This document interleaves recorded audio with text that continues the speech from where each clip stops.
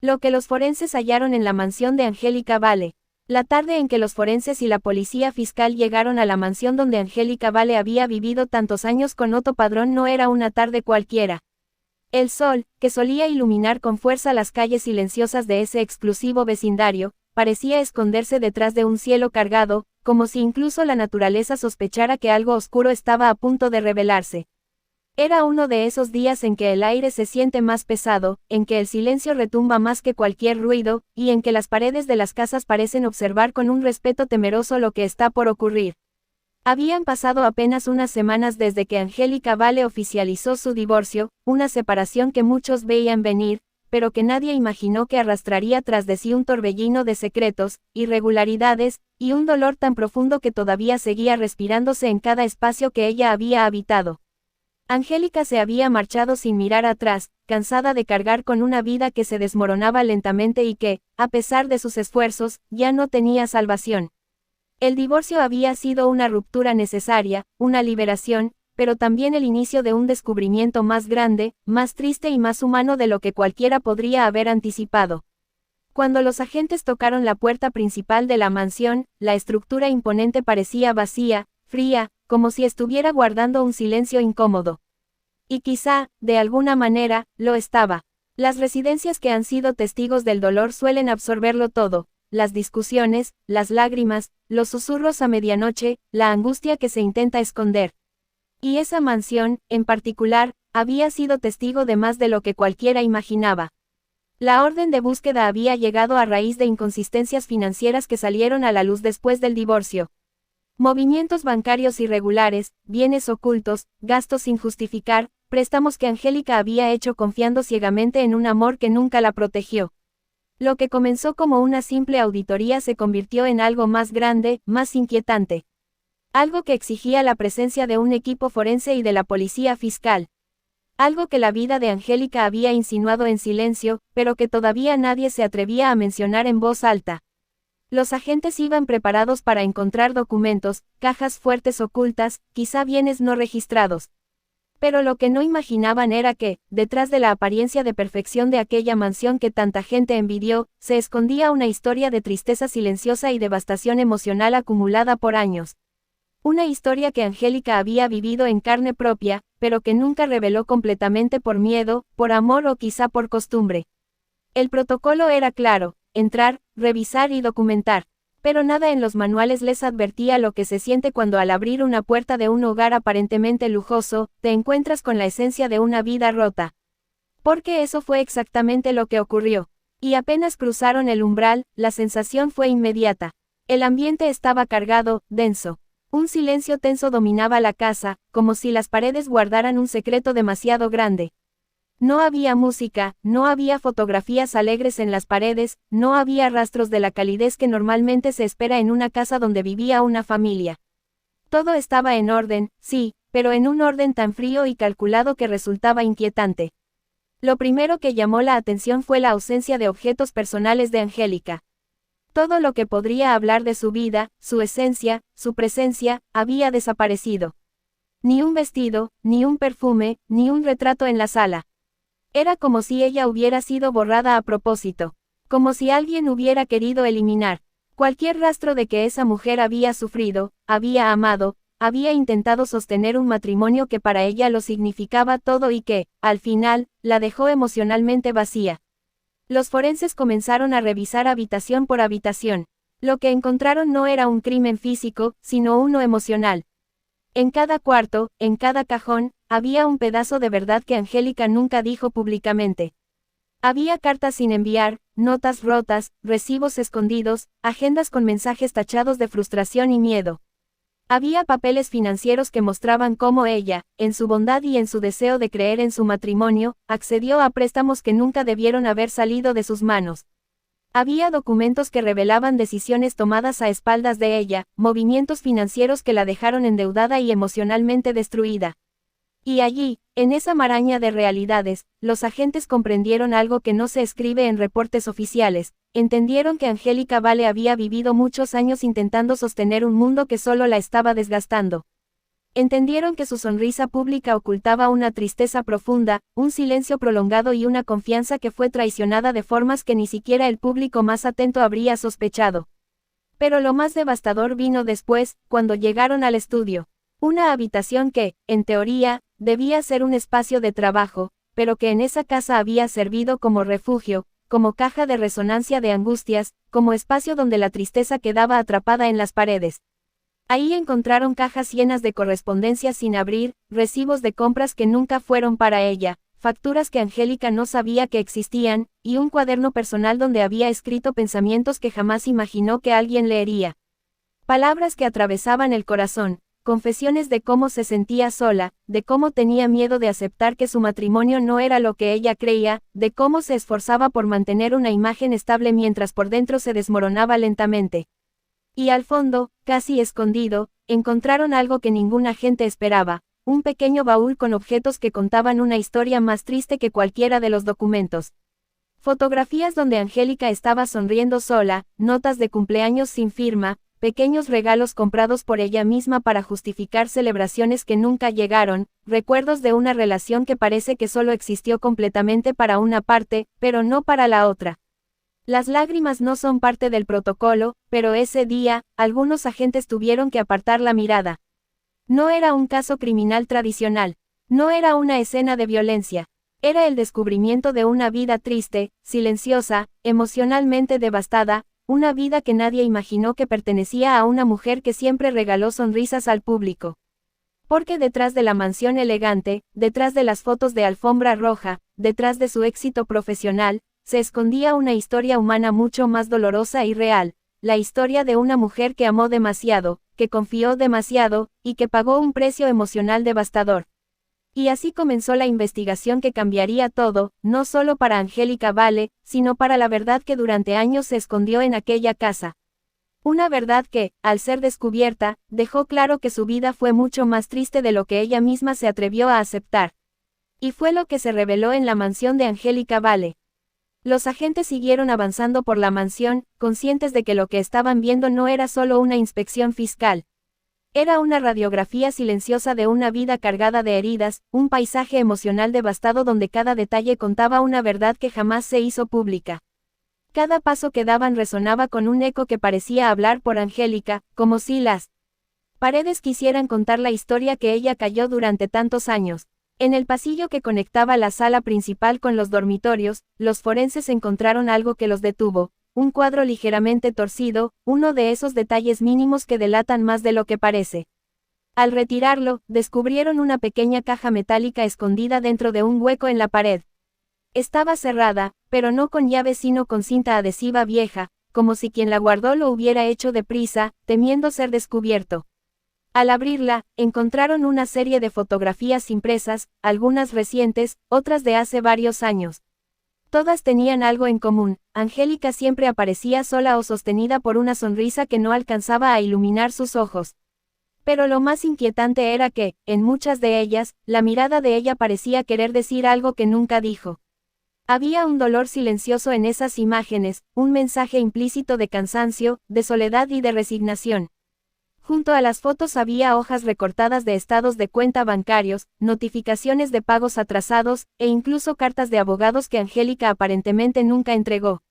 Había documentos donde se evidenciaban préstamos que Otto tomó a su nombre sin consultarle, inversiones que ella jamás aprobó y gastos exorbitantes que justificaban la sospecha inicial de la policía fiscal. Uno de los agentes, al ver ese conjunto de papeles, murmuró casi en un susurro que nadie más escuchó. Y aquí no solo hubo un fraude, aquí hubo una vida rota. Luego llegaron al dormitorio principal. La habitación más grande, la que en teoría debía haber sido un santuario de pareja, estaba casi vacía. La cama estaba impecablemente tendida, pero fría, sin un solo indicio de uso reciente. El closet revelaba mucho, el lado de Angélica estaba vacío, como era de esperarse. Pero el lado de Otto, aunque aún tenía algunas camisas y trajes, mostraba algo extraño. Había cajas sin abrir, ropa con etiquetas, recibos escondidos dentro de los bolsillos y una libreta con anotaciones ilegibles, como si él llevara una doble vida dentro de su propia casa. Pero lo que realmente estremeció a los agentes fue lo que encontraron dentro del último cajón de la cómoda. una carpeta vieja, desgastada, con el nombre de Angélica escrito a mano. Dentro había páginas arrancadas de su diario personal, fragmentos, palabras sueltas, confesiones que parecían haber sido escritas en momentos de angustia absoluta. Ya no sé quién soy. No entiendo por qué sigo aquí. Me duele todo, incluso respirar. He dado todo y no sé si alguna vez me han amado. Y la más devastadora, me siento invisible en mi propia casa. Según los agentes se miraron en silencio. Aquello no era simplemente una evidencia, era un grito desgarrador de auxilio guardado en un cajón que, al parecer, nunca fue abierto por nadie más. Era imposible no sentir la carga emocional de esas páginas.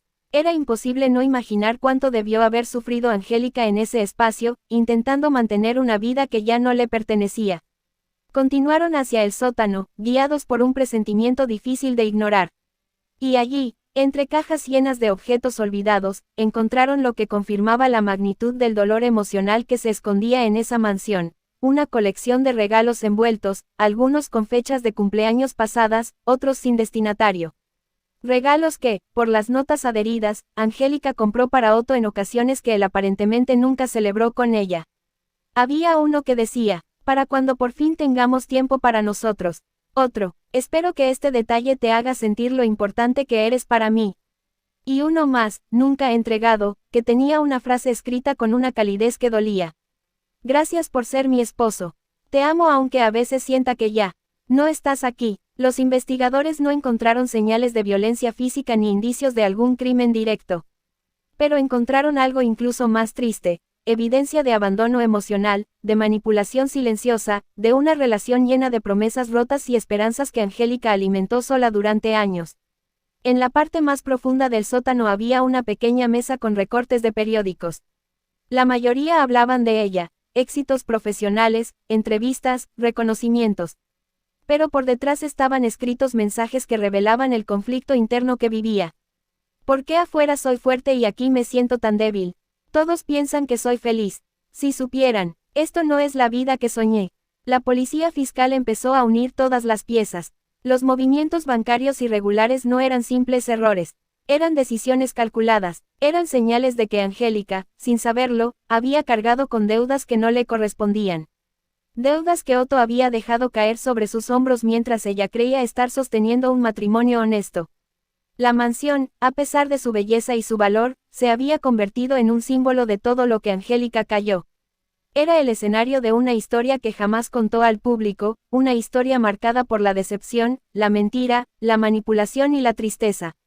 Uno de los agentes, mientras escribía su informe, lo dejó claro en una frase que nunca entraría en un expediente oficial, pero que resonó en su mente.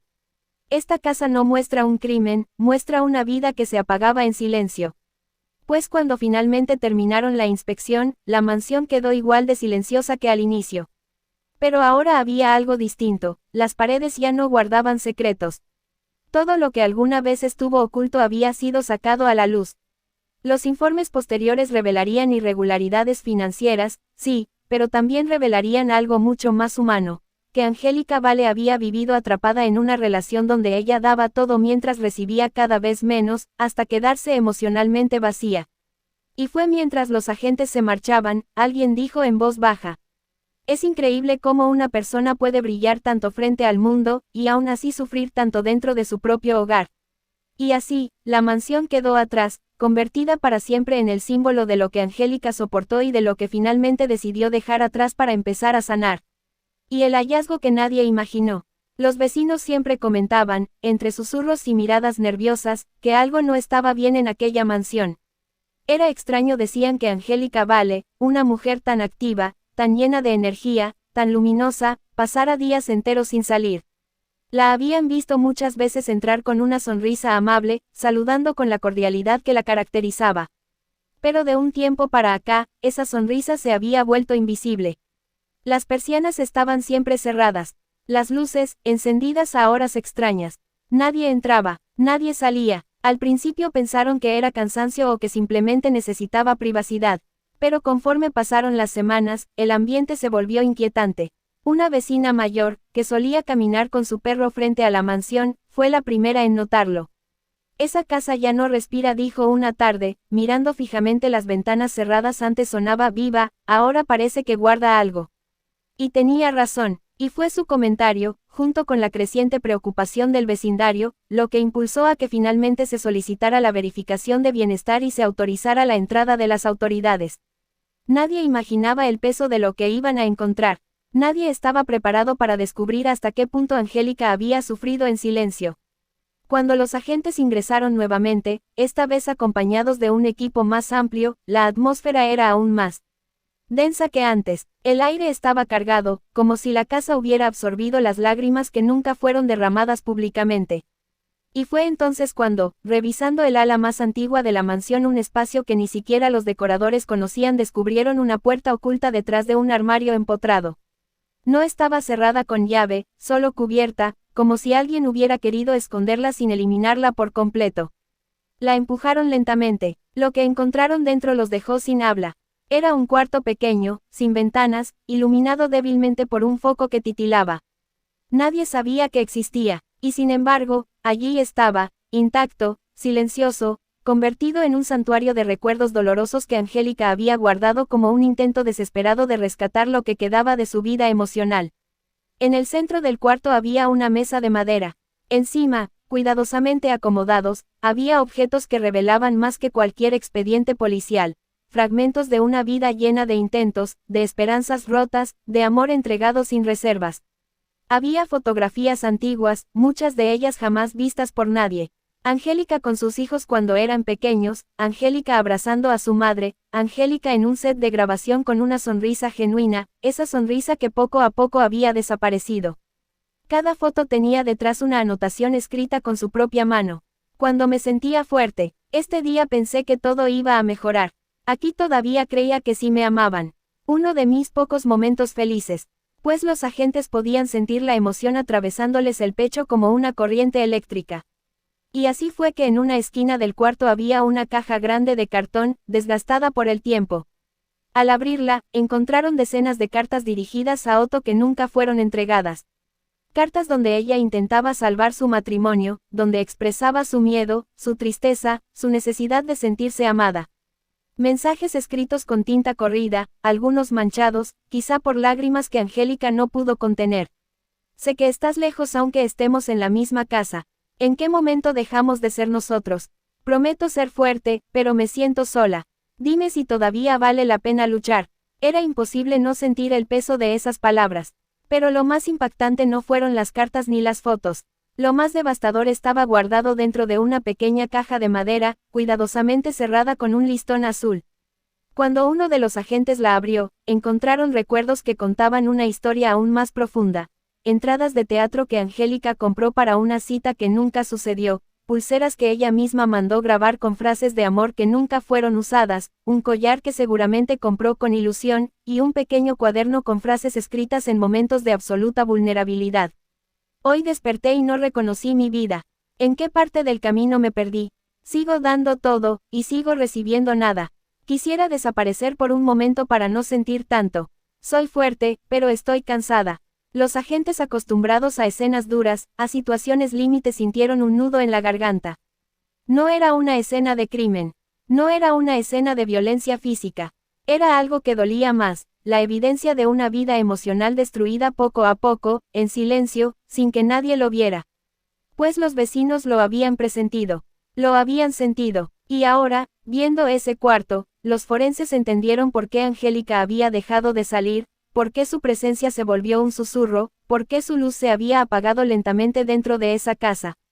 Y todo en ese cuarto hablaba de una mujer que había amado profundamente, que había luchado más de lo que cualquier persona debe luchar sola, que guardó esperanzas rotas y recuerdos que intentaban sostener un matrimonio que ya no existía. Pero había algo más. En la pared del fondo, escrito con marcador rojo, había una frase que heló la sangre de los agentes. Algún día tendré el valor de contar mi verdad. Era la prueba más clara de que Angélica vivió años con un dolor profundo que jamás compartió completamente. Era el testimonio silencioso de su resistencia, de su tristeza, de su necesidad de ser vista, escuchada y valorada. La mansión, que antes parecía solo una propiedad lujosa, se había convertido oficialmente en el repositorio de una vida emocional devastada. Y lo más triste de todo era que nadie, absolutamente nadie, había notado cuánto sufría Angélica, excepto los vecinos, que solo veían sombras y silencios desde lejos, sin saber que detrás de esas paredes se escondía un corazón herido que luchaba por sobrevivir.